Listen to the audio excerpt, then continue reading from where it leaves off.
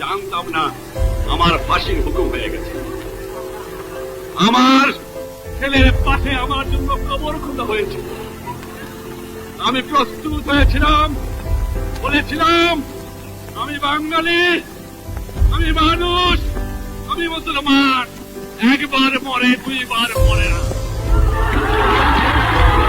আমি বলেছিলাম আমার মৃত্যু আসে থাকে যদি আমি হাসতে হাতে যাব, আমার বাঙালি জাতকে অপমান করে যাব না, তোমাদের কাছে ক্ষমা চাইব না।